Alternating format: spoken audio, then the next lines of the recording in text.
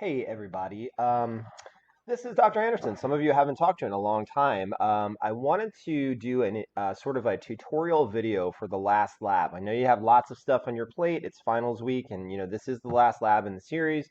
And without sometimes getting an explanation from the professor, it's a little bit hard to understand. So what I'm going to do is talk to you about our last lab, which we call Cladistics. I'm not going to read all the background information for you. I'm just going to give you sort of like an easy way to jump in, and I think all this stuff will come in time once you actually figure out what's going to happen, okay, and how to perform the lab. So really, the background of this whole thing is, in my own words, would be how we classify living things, right? There's millions of different living species on the planet, a lot of which we haven't even discovered yet. So we're going to want to try to make sense of those species in the grand scheme of what we understand about biodiversity. In other words, the number of living things on the planet. So what you see here up on the screen is a way to do that. We call this a clade or a cladogram, where it shows how related different species are, right? So here are species A, B, C, all the way to H, right? A, since they're closer and shorter, are more related to A is more related to B than it is to C because that's further away. And obviously, it's related least to H, which is the furthest away. The length of the line represents how long this species has been around, or the ancestor. So that means as you get shorter and shorter and shorter, A and B are the most recently evolved species. Okay, so pretty simple. It's a good way to do it. What you guys are going to do is practice how to do this in a branch of science which is called cladistics. Okay, so cladistics basically looks at different characteristics of different living things. In your case, you're using shells from your lab kit. If you don't have shells in your lab kit for whatever reason, you can use any standard object. You could be classifying pens, or you could be doing refrigerator magnets, or you can do, whatever you want to do. Okay. But the point is in this experiment is you have to understand that what you're trying to do is come up with characters. Okay. So a character is something that describes the organism, or in this case, the shape. We're using triangles, we're using a rhombus, a square, and two pentagons to try to classify them, right? And you can see that the colors are different, the borders are different, and that kind of thing. So looking at these shapes, you kind of have to look at the whole group and be like, okay, so how can I group these? What are some similarities and differences, right? Well, the number of sides is, of course, different. So you write that down as your first character. Notice that the actual number of sides for one of the species isn't in here. You're just saying the character is the number of sides that each one of these has, right? You can say color. You're not saying blue or orange. You're just saying that what color it is can be classified, right? If it has equal angles or not, if it has an outline around the outside of the shape or not. All of these things are characters, okay? Now, the character state, what that represents, and obviously you'll be using shells instead of shapes, by the way, but the character state, what this represents is the different character states that are present in the species you're trying to classify, right? So you can have three sides, three, right? You can have four sides like these two, four, or you can have five sides, five, okay? So it's important to remember that you have to, out of all of these shapes or shells that you guys are going to have, you have to pick one as the ancestral state. Okay, so what we're going to do is we're going to pick the shape that has the fewest sides as the ancestor, or what we're going to call the outgroup. Okay, so this is the furthest one away as far as relatedness between the rest of the shapes. Okay, and whenever you classify this shape, whenever you write down its character state, you're always going to set that to 0. Okay, so in this case, the number of sides, A has 3, so 3 is going to have the designation of 0. This number doesn't really mean anything. It's just a way to separate it from the other shapes that have different numbers of sides. Okay, so 0, 1, and 2.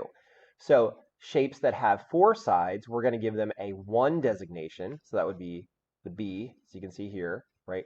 And C, as you can see here. And then if you have 5 sides, if a shape has 5 sides, we're going to give that the designation of 2. Okay, so this one, D, has a 2 because it has 5 sides. E has 5 sides, so you give it a 2. Okay, you do the same thing between this, and you do it for color, right? Well, we're saying blue, the ancestral state is 0, right? So that means A, B, and C, which are blue, get 0, 0, 0.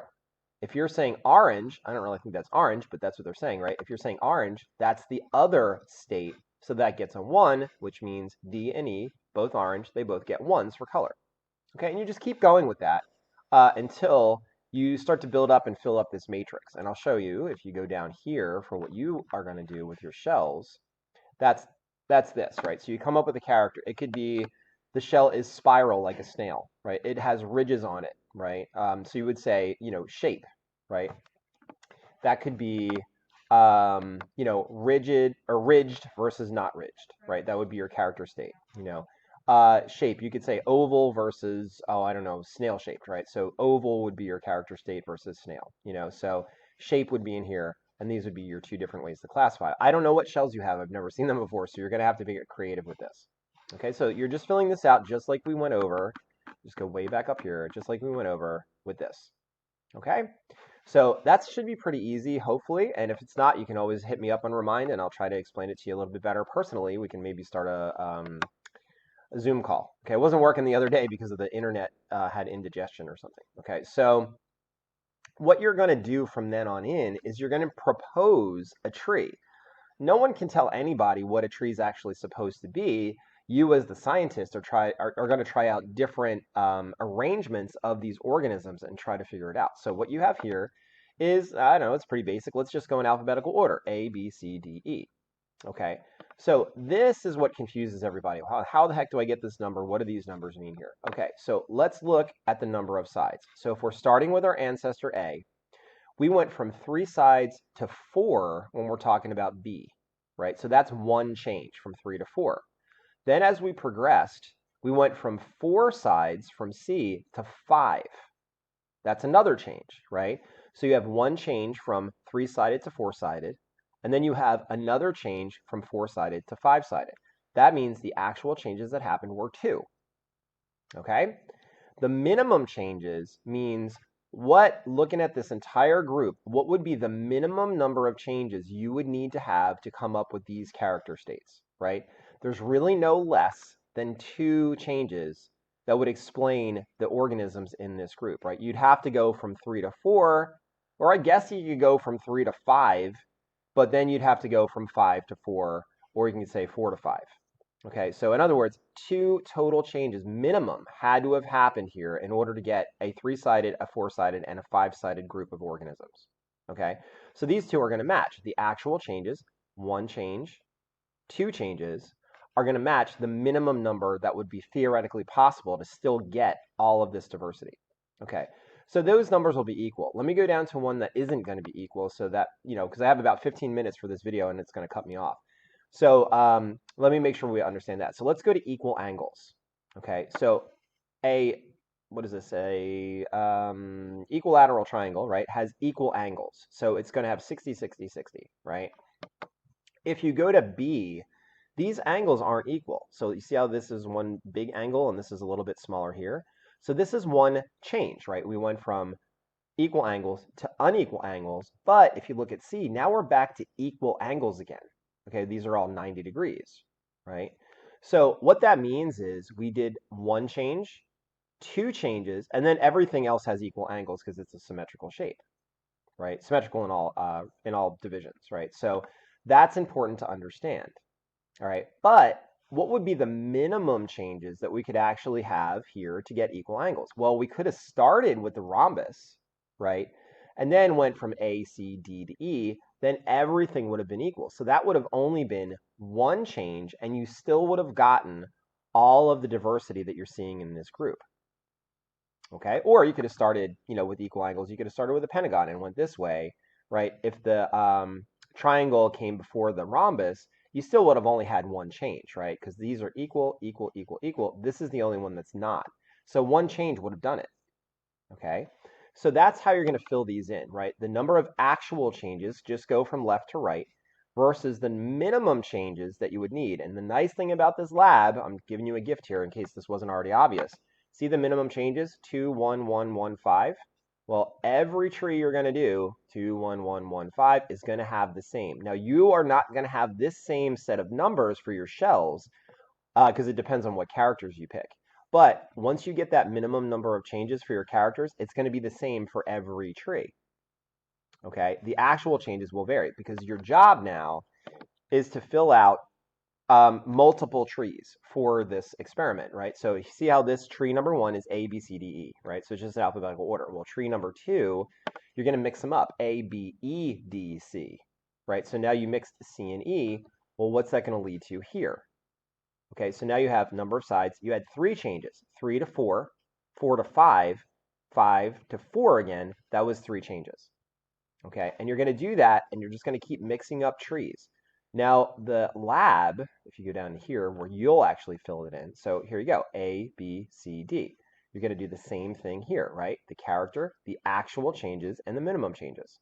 Okay, what that's going to give you at the bottom, I'll actually go back to the one we started with. At the bottom is something called a consistency index. You're going to add up the minimum changes, right? 2 plus 1 plus 1 plus 1 is 5.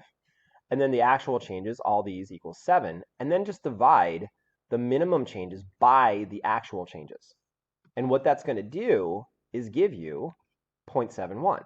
Okay, so what does that mean? Well, it doesn't really mean anything until you start comparing it to other tree designs. Okay, so when you do this and you start mixing things up in your next trees, you're going to get different numbers. Okay, and this is stated in the lab, but the best tree assumes the fewest number of actual changes and minimum changes. In other words, you want those numbers to be roughly equal, okay? If they're equal, you'll get a tree of 1. Okay, so in other words, your consistency index will be 1.000. The closest you can get to that, right? So in other words, the closest you can get to just 1.0, that's considered by people that do this for a living the best tree because it assumes the least number of changes to get what you actually put together for your proposal, right? We don't really know what order is correct here, but what gives us a really good idea, the best tree is going to have this number closest to 1.0. Okay, so you can see like you have 0.71, 0.625. This one makes more sense than this one does. But if you keep going down, you get 0.71, 0.83. This one actually is even better, 0.83 than the one originally. So it really kind of depends on how you put the order. Now, what you guys are going to do is you're going to do, well, it says to do, what is it, 14 trees, something like that, right? 15 trees. I would be happy if you just did 5. Okay, there's no reason you got to do every permutation of all these things. Just do 5. Okay, so you're going to do this one and 4 more, right? That, I think, is enough to give you the idea that comparing these will give you the best outcome. When your consistency index gets closest to 1 out of the 5 that you construct, that's your money ticket there. Okay, so, just come up with whatever that is.